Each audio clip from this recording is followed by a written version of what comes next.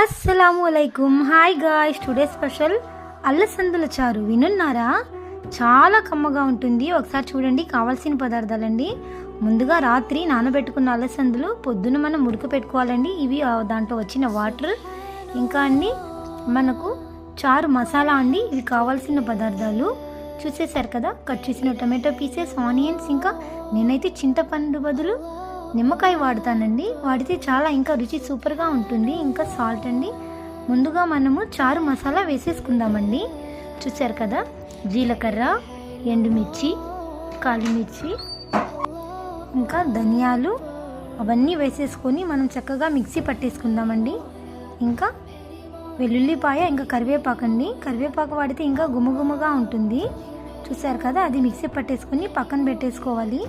Next అండి ముందుగా మనం పాన్ పెట్టేసుకొని ఆయిల్లో ముందుగా ఆవాలు ఫ్రై చేసేసుకున్నాక ఆనియన్ అండి. ఆనియన్ను బాగా చటపట అనేలాగా మనము గోల్డ్ కలర్ లాగా వచ్చేలాగా ఫ్రై చేసేసుకుందామండి. నెక్స్ట్ ఇంకా మిర్చి వేసేసుకుందామండి. మనకి కారానికి తగినట్టుగా వేసేసుకుందాము. నెక్స్ట్ ఇంకా చారు మసాలా పొడి అండి. మసాలా పొడి వేయంగానే చాలా స్మెల్ అయితే గుమగుమలాడిపోతుంది. ఇది చాలా స్పెషల్గా ఉంటుందండి మనం చేసుకునేది. చూసారు కదా.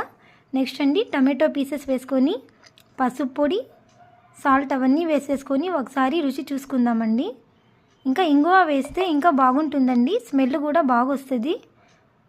నెక్స్ట్ అండి ఇది మనం ఉడకపట్టిన గుగ్గుల్లో యొక్క వాటర్ అండి వేసేసుకున్నాక లాస్ట్లో నిమ్మరసం వేసుకుందాము చింతపండు బదులు. స్మెల్ అయితే అదిరిపోతుందండి. పిల్లలు అయితే అసలు ఎదురు చూస్తున్నారు. ఒక ముద్ద తింటే చాలండి రసంతో. ఈ విధంగా చేసుకోండి, చాలా బాగుంటుంది. ఫైనల్గా ఫ్లేవర్ కోసము కరివేపాకండి. గుమగుమలాడే రసం అయితే అదిరిపోయిందండి. రెడీ అయిపోయింది. మేమైతే రెడీ అయిపోయామండి. చూసారు కదా. ఒక్క ముద్ద తింటే చాలండి. సెటో వెళ్ళిపోతుంది. ఒక్కసారి ట్రై చేయండి. Bye guys, please subscribe.